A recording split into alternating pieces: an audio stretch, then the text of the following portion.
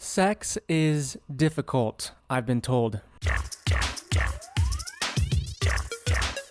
It's not as simple as it goes in, it goes out, and we're done. We're done. Well, okay, sometimes it seems like a lot of straight sex is just that, unfortunately. I've had in-depth conversations with other straight men and women, and it sounds like most of us are trying to get it over with as soon as possible, for some reason. Regardless of that issue, sex should be fun, right? Not a speed run. Sure, maybe you just like to backwards long jump to the fastest orgasm known to man, but for me, when I eventually lose my virginity, I'd want it to feel special. Through my research, it's clear that boring sex is the result of miscommunication between partners. Someone wants to try something but is afraid to ask. Or, more often, someone holds an assumption that the gender of their partner dictates how they should approach the act of intercourse. So that is why I'm here today. There are things women want men to know about sex, and vice versa. Do I agree with everything said in this video? No! I have two sources for this one, and both are written from the perspective of one gender venting to another. So, you should use this video as inspiration for how you can improve your own sex life in the future, rather than interpreting what I say as fact. Also, what you really should do is ask your partners what they're comfortable with. And of course, I have to mention that this advice mostly pertains to hetero relationships, but the concepts introduced can still be effective in other relationships. With all that out of the way, let's put an end to boring sex forever.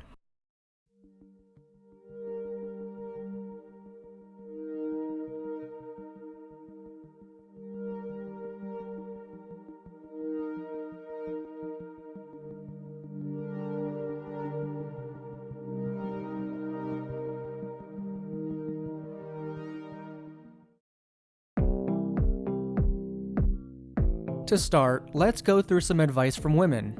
Well, okay, one woman in particular. Remember, this may be biased. She's just here to give you some ideas. Okay. Whew. I thought I was prepared for this, but looking at the first tip, I've been out of this game for a while. Okay. Number 1, make it rain. If you want us to get hot and ready, add some lubrication. Saliva and fingering recommended. Okay, so it's generally a good idea to make sure she's lubed up. I think a lot of first-timers don't anticipate how painful sex can be when both you and your partner's bodies aren't fully prepped and ready. Think of it this way. Imagine if she didn't understand what an erection was, and she tried to use your member before it was even ready. Things would be pretty awkward, yeah, but also painful and ineffective. Number 2. Foreplay. Women aren't like men. They can't just gas right up and get ready to put it in drive. Foreplaying is a great way to rev a woman's engine and get her warmed up mentally and physically. Sex isn't just about making sure you're physically ready, but mentally as well. Here's the thing about straight sex, especially. Most of the time, the position men find themselves in is guessing what he needs to do to get her to climax. But so many men decide to skip past the warm-ups and then wonder why whatever he's trying just isn't working. Another analogy. Men, when you go to work out, you don't skip the warm-ups then. You need to make sure your muscles are primed and ready, or else you're gonna tear something. Warming up means listening to your body and figuring out what you need to work on today. Foreplay is kinda like that, except you're listening to someone else's body. If the main idea is to get your girl to that sweet spot, you need plenty of run-up before you take the leap. Foreplay lowers what's required to get her to that point once you start the main event. Breasts are your friend, not your enemy. Guys, stop treating your lady's breasts like a punching bag. That means no grabbing, pinching, or pulling. They're attached to her body and just need some tender, loving care. No. Let it be known, I think we can all agree that boobs are pretty great. Men, women, even gay men can recognize the artistry that's on display there. All joking aside, I think this problem often comes from too much porn consumption, as many sex-related problems do. I mean, every guy has felt their own nipples at some point. Imagine Fredbear chomping down on them. Was that the bite? Sure, some girls are into that sort of thing, but it's something that needs to be clearly communicated beforehand. Number 4, talk dirty. Talking nasty is always a plus when it's done right. Remember guys, compliments are good and asking her how she wants it is even better.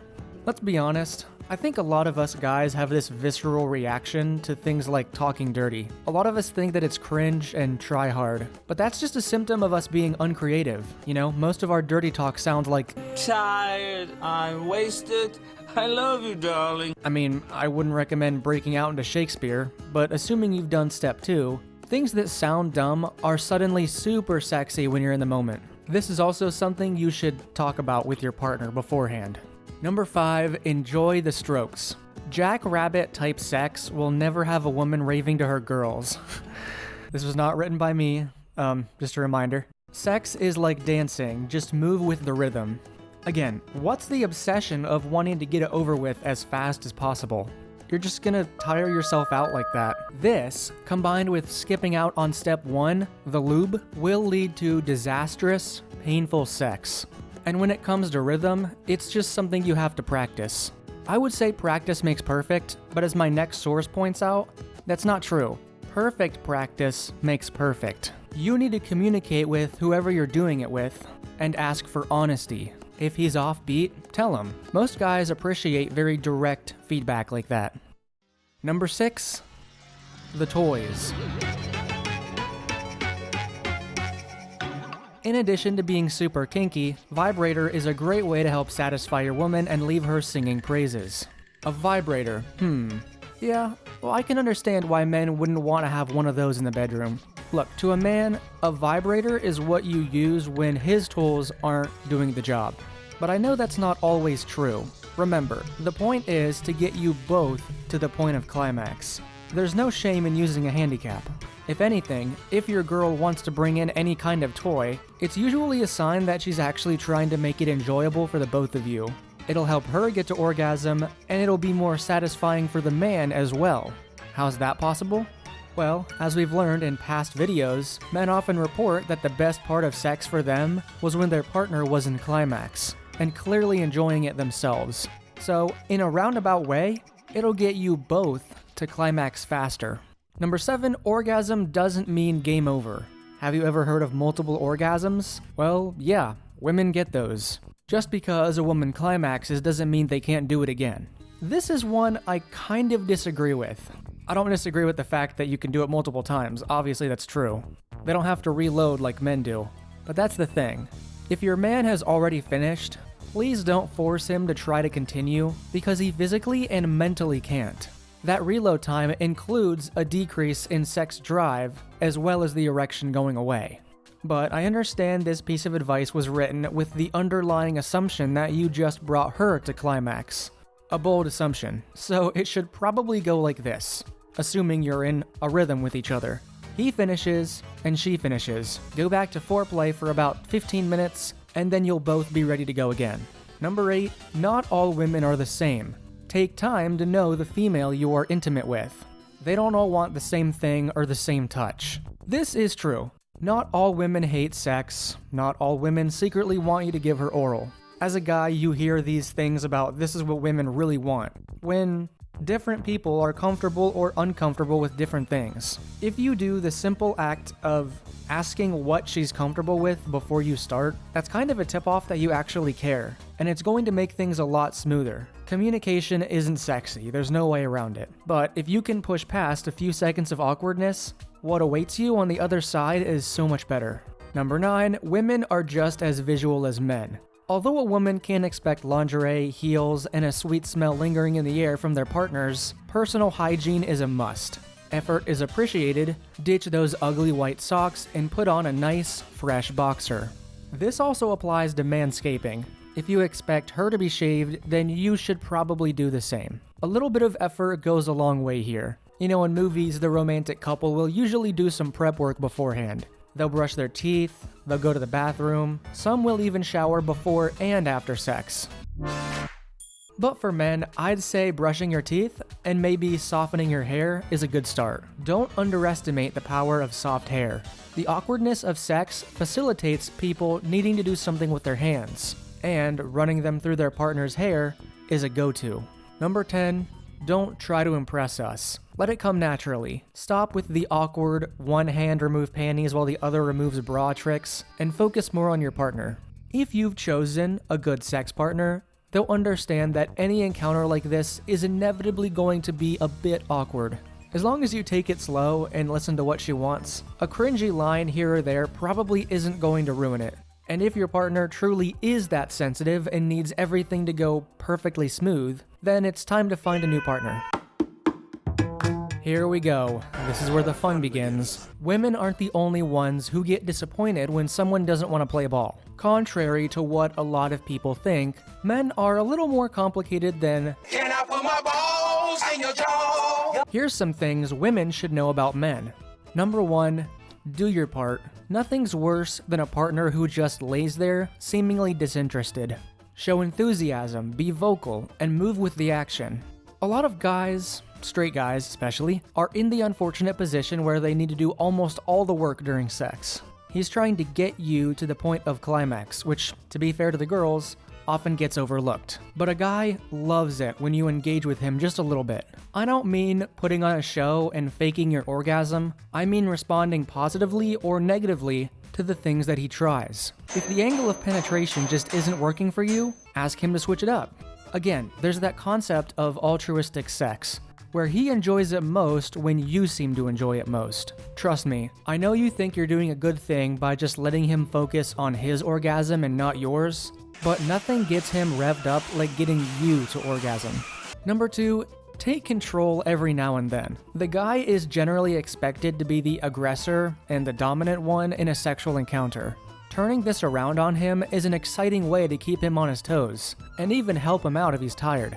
Yep, sometimes guys get tired of being the one on top. Plus, switching up the dynamic is always fun. Don't get me wrong. Some guys are very comfortable being the dominant one during sex, and some women are also very comfortable being the bottom. But some guys genuinely love seeing you take control. Number 3, we don't care if you're not perfectly groomed. So your legs are a little scruffy, you haven't cleaned up down there, and you don't smell like you just walked out of a Bath and Body Works. Trust us, we'll get over it. As long as you practice good basic hygiene, it's not imperative that you be pristine at all times. We're realistic. I do feel kind of bad that porn culture has decreed that every sexual encounter has to be perfect. Perfectly manicured, perfectly shaped. That's just not true. I've been very open about experimenting with drawing my own Rule 34, and one thing that I've learned is that messy is good. Realism trumps perfection. It can be the little details, like drawing one breast bigger than the other, or adding moles to the skin. That's why I believe sex can be an artistic expression. Everyone's got imperfections in their body, and that's a good thing. Knowing that you're being your honest self during sex makes all the difference. And this guy brought up the smell. Look, you can smell nice, but the smell is like half of what gets someone off during sex. Do not underestimate the power of smell. Number 4, don't freak out if we don't get off. There are so many factors that can cause this to happen, but it's almost never because you're not attractive enough or good enough in bed. There's a cultural stereotype that all dudes love sex 100% of the time with anyone always. Maybe we're not in the mood, maybe we're stressed, we're lacking an emotional connection, or so many other things. Don't beat yourself up. This is true, especially if A, he's a bit older, or B, he's working long hours. Erections are weird. We don't really have control over them. Sometimes it just doesn't happen, even if it would make perfect sense for it to. Let me put it this way. Don't use erections as a metric for how good the sex is or was. It might just be that he's got a lot on his mind, and that can certainly mess with an erection. Getting an erection is as simple as being in the right mindset sometimes. Number 4. Wait, we just did number 4. Whatever. We need foreplay too. So much of the fun of sex is in the mind. A lot of it is about the build-up and anticipation. Just as you need foreplay to fully enjoy the experience, so do we. From the people I've talked to, a lot of straight guys do skip out on the foreplay. But those are usually the guys just trying to get his nut to go. Can I get this to go, please? It's typical to expect men to just want to get to their orgasm already, but I feel bad that we've created this reputation. Foreplay really is kind of a cure-all. Going back to the erections thing, if his toes aren't really working right now, a bit of foreplay can fix that too. Number 5, we need to know your kinks, especially if they're physically aggressive.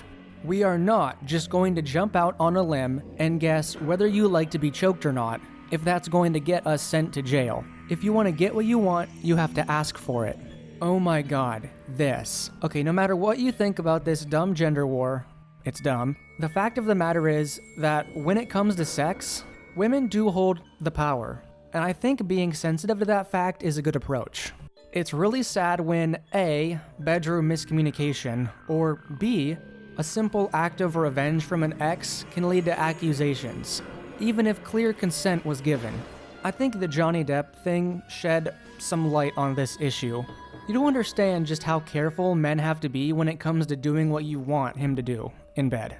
If it is something that's based on a power dynamic like choking, please clearly explain exactly what you want, and you should probably come up with a safe word as well. Number 6, don't always wait for us to initiate. Sex may not be on our mind until you put it there. If you're in the mood but he's not acting, go for it. Men don't always want sex all the time. But if you want it, there's nothing more reassuring to him than hearing that you actually want to do it. Hearing those words out of your mouth is going to calm his nerves a lot and take a lot of pressure off him to perform. A lot of times, the common complaints we get, like we're going too fast and we're skipping foreplay, are done because the man isn't really convinced that you're fully in the mood.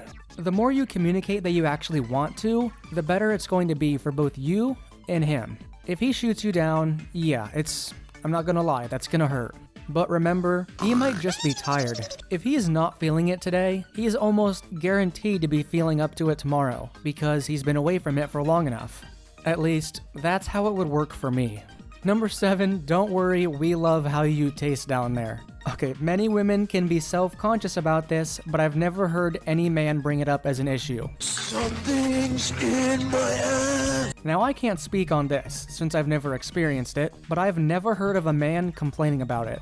If you try to get him to do this on your first date, yeah, he might be a little hesitant, but that goes for anything that's not overly common in straight sex. There's also a possibility that he just has no idea how to do it, and his performance anxiety doesn't want him to admit that. If you want him to try that, then try letting him know that you'd like to try it just for fun, and that you don't expect him to be great at it right away. Number 8, we're not trusting that you're on birth control until we really know you. Don't take it personally. It's a huge risk to take. We bear the brunt of the sacrifice in having to wear a condom anyway. Yeah, I think this is one of the most important ones in this video. It's just a matter of trust. You don't want to have an unwanted pregnancy. Neither does he. If him wearing a condom is a hard stop for you, then you may need to have a conversation. I think when this guy says that men bear the brunt of the sacrifice, he means sacrificing the feeling when he penetrates. Condoms tend to cut off a lot of that feeling, especially if it's too tight. That's why it's so important to properly measure yourself for a condom first. Trust me, you find the right condom that's comfortable for you and your partner, and it won't be as intrusive to your pleasure as you think it will be. Number 9, we're super sensitive after we finish. Particularly of concern after oral. Be gentle. Yes, just like nipples, the tools that he's got are some of his most sensitive areas.